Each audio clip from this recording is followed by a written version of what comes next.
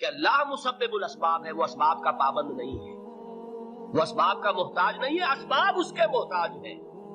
اگر یہ یقین ہے تو اللہ پر ایمان ہے، یہ نہیں ہے تو تمہارا ایمان اسباب پر ہے، وسائل پر ہے، ذرائع پر ہے، مادیات پر ہے، اللہ پر نہیں۔ اس وقت کہاں راستہ تھا؟ کوئی راستہ تھا؟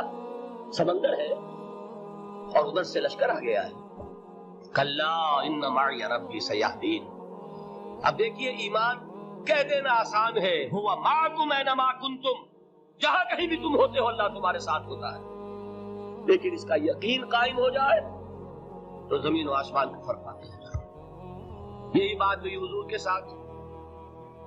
غار ہے، چھپے ہوئے ہیں محمد رسول اللہ اور آپ کے وہ یار غار ابو بکر صدیق رضی اللہ تعالیٰ عنہ۔ اقبال نے حضرت ابو بکر کی شان میں چند اشعار کہیں صرف، لیکن واقعہ یہ ہے کہ بھاری بھاری نظموں پر اور قصیدوں پر بھاری ہے، طویل ترین نظمیں اور قصیدے ہوں ان پر بھاری ہے۔ ہمتیں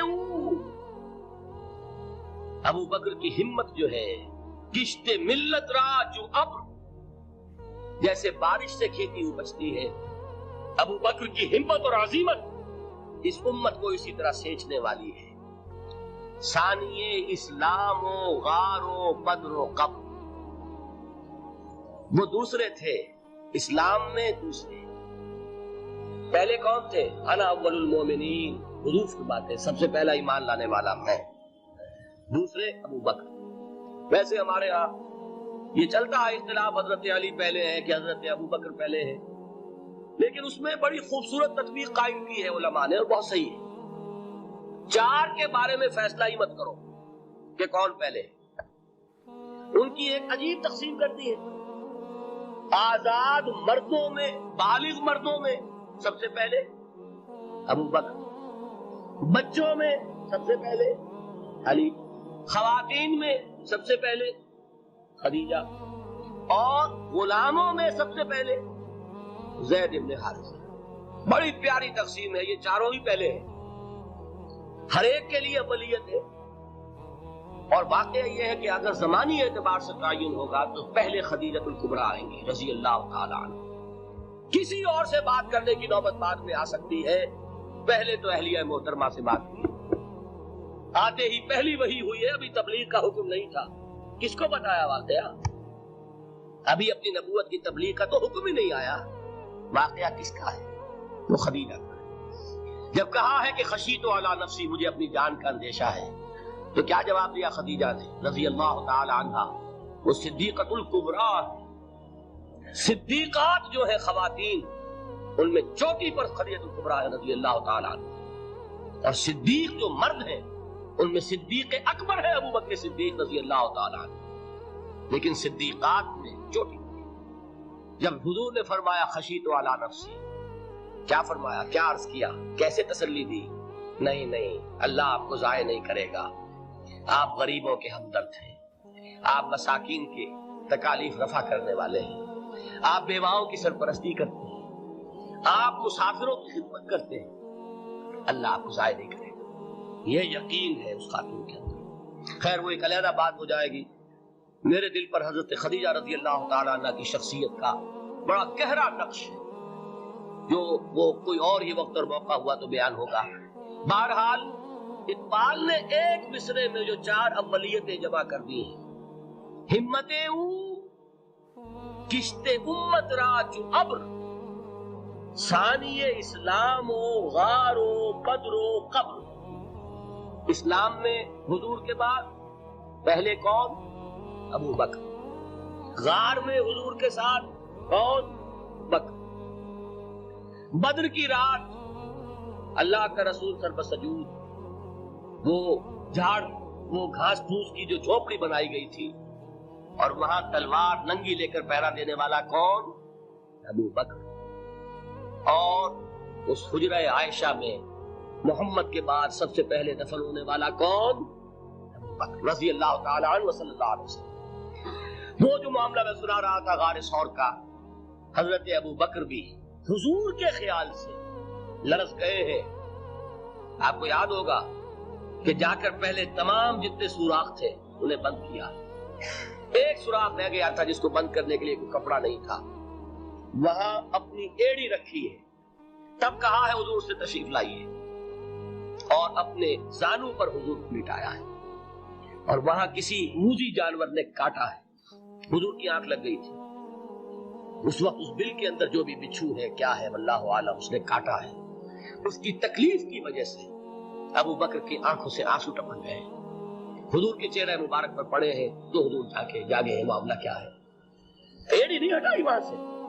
مبادا وہ جانور وہاں سے نکل کر محمد الرسول اللہ کو کوئی غضب پہنچا دے. ابو بکر کی ایڑی ہے جس طرح چاہے کھا لے ختم کر دے جان نکل جائے تب کوئی آنچ آئے محمد پر آئے. لیکن جیتے جیتے وہ ہے ابو بکر. حضور کے خیال سے اس وقت حضور نے پھر اپنا لعاب دہن لگایا ہے اور اس سے پھر آپ کی تکلیف ختم ہوئی. جیسے خیبر میں حضرت علی کی آنکھ دکھ رہی تھی اس کو جو شفا حاصل ہوئی وہ بھی حضور کے لعاب دہن سے ہوئی. تو بہرحال اس وقت انہوں نے کہا ہے کہ اے نبی یا رسول اللہ اگر اس وقت ان میں سے کسی نے غیر ارادی طور پر بھی اپنے قدموں کی طرف جھانک لیا تو پکڑے جائیں. کیا جواب تھا اللہ کے رسول کا؟ لا تحزن ان اللہ معنا. اللہ ہمارے ساتھ ہے کیوں گھبراتے ہو بکر. یہ ہے ایمان باللہ. میرا مالک اللہ, میرا رازق اللہ, میرا محافظ اللہ, میرا مددگار اللہ, میرا پشت پناہ اللہ, میرا دوست اللہ. یہ دوستی ہے اللہ کی جو لب لباب ہے حاصل ہے ایمان کا. اسی کا نام ولایت ہے. اولیاء اللہ کے سروں پر سینگ نہیں ہوتے. جس کے دل میں ایمان راسخ ہو چکا ہو وہی اللہ کا ولی ہے. جسے اللہ پر یقین ہو چکا ہے وہی اللہ کا ولی ہے. جسے یقین ہے اللہ میرے ساتھ ہے, میرا مددگار, میرا پشت پناہ, میرا ساتھی, میرا دوست, میرا محبوب, میرا محب. اللہ اہل ایمان سے محبت کرتا ہے. واللہ یحب الصادقین. ان اللہ یحب الذین یقاتلون فی سبیلہ صفا کانہم بنیان مرصوص.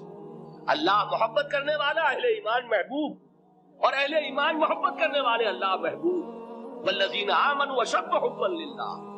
آپ تصور کیجئے جسے یہ رشتہ ایمان یا رشتہ ولایت حاصل ہو جائے, الا ان اولیاء اللہ لا خوف علیہم ولا هم یحزنون. آگاہ ہو جاؤ اللہ کے دوستوں کے لیے نہ کوئی خوف ہے نہ کوئی حزن ہے. اور میں بیان کر چکا تھا خوف اور حزن کے خاتمے ہی کا نام امن. زوال خوف, زوال حزن. یہ خوف اور حزن کیوں آتے ہیں بار بار؟ اللہ تخافوا ولا تحزنوا دونوں آ گئے. الا ان اولیاء اللہ لا خوف علیہم ولا هم یحزنون. پھر وہی تو وہ کیوں ہے؟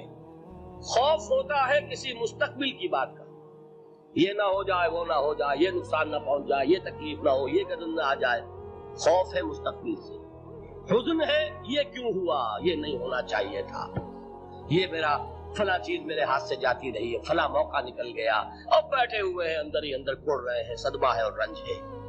اور جو اللہ پر ایمان رکھتا ہے وہ جانتا ہے ما اصاب من مصیبت فی الارض ولا فی انفسکم الا فی کتاب من قبل ان نبرأها ان ذلک علی اللہ یسیر لکی لا تعصوا علی ما فاتکم ولا تفرحوا بما آتاکم واللہ لا يحب كل مختال فخور. اس زمین میں یا تمہاری جانوں میں کوئی تکلیف, کوئی مصیبت نہیں آ سکتی سوائے اس کے کہ جو اللہ نے لکھ دی ہو اس سے پہلے کہ وہ ظاہر ہو. جس کو یہ حقیقت معلوم ہو گئی اس کو یہ طرز عمل اختیار کرنا چاہیے. جو چیز چھن جائے, جاتی رہے, چھوٹ جائے اس پر افسوس نہ کرو. کس نے چھینی؟ دوست نے. دوست کے فیصلے پر شکایت. دوستی کو بٹا لگا رہے ہو. سرے تسلیم خم ہے جو مزاج یار میں آئے. اگر دوستی ہے تو پھر تو تمہیں گردن جھکانی چاہیے کہ ہر چے ساقی ماریخ عین الطاف, جو بھی میرا ساقی میرے پیالے میں ڈال دے اس کا کرم ہے. جو اس کی طرف سے آئے اس پر کوئی رنج نہیں, کوئی صدمہ نہیں, کوئی غم نہیں, کوئی شکایت نہیں, کوئی شکوہ نہیں. اور جو ہوگا وہ اس کے اذن کے بغیر نہیں ہوگا, اور اس کا اذن ہوگا تو یقیناً میرے لیے خیر ہی خیر ہے, چاہے وہ ناگوار شے ہو, بظاہر مجھے اچھی نہ لگ رہی ہو, میری شارٹ سائٹڈنس میں مجھے وہ نظر آ رہی ہے کہ میرے لیے بری ہے. لیکن قرآن نے کہا ہے عسیٰ ان تکرہوا شیئا وہو خیر لکم. वअसान तुहिब्बू शैअन वहुव शर्रुन लकुम वल्लाहु यअलमु व अंतुम ला तअलमून। हो सकता है तुम किसी चीज को नापसंद करो, जरा हाल है कि उसी में तुम्हारा खैर हो, और हो सकता है तुम किसी चीज को पसंद करो, जरा हाल है कि उसमें तुम्हारा शर हो। अल्लाह जानता है, तुम नहीं जानते। जब मुझे ये बात मालूम हो गई, मैंने अपना मामला अल्लाह के हवाले किया। सुपुर्दुम बे तो माया खेशरा तू दानी हिसाबे कमो बेशरा। ए रब, जो तू चाहता है वो हो।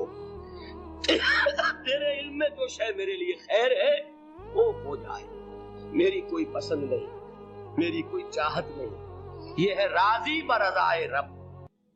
अकबर अलाहाबादी ने इसे कहा है, रज़ाए हक पे राजी रहे। ये हरफे आरजू कैसा, खुदा खालिक, खुदा मालिक, खुदा का हुक्म तू कैसा। जब मैं आ गया बीच में, मेरी पसंद, मेरी मर्जी, मेरी ख्वाहिश, मेरी चाहत, यही तो शिर्क है। माशा अल्लाह काना व मा लम यशा लम यकुन। जो अल्लाह ने चाहा वो हुआ, जो उसने नहीं चाहा नहीं हुआ। इख्तियार उसका है, मेरा तो नहीं। रज़ाए हक पे राजी रहे, ये हरफे आरजू कैसा, खुदा खालिक, खुदा मालिक, खुदा का हुक्म तू कैसा। इकबाल ने इसे कहा है फारसी में। अब आप कहें उसका तर्जुमा भी करो तो वो मुझे जरा इस वक्त कुछ बहुत ही बदज़ौक़ी किसी बात नजर आएगी। जाइए पूछिए किसी से जिसे फारसी आती है। मरू कशीद पे जाके हस्तबूद मरा, चौकहा के मकामे रजा कशूर मरा। मुझे तो तमाम पेचो खम से निकाल दिया इस मकामे रजा ने। मैं राजी बरज़ाए रब हूँ, जो फैसला उसका मैं उस पर राजी। तो कहाँ का हुज़्न और किसका खौफ। यही ज़वाल हुज़्न और ज़वाल खौफ, यही है अमन, ये नतीजा है ईमान का। तो जान लीजिए, ये है रुब्बे लुबाब, ये है हासिल ईमान का। ये है तो ईमान है, ये नहीं है तो ईमान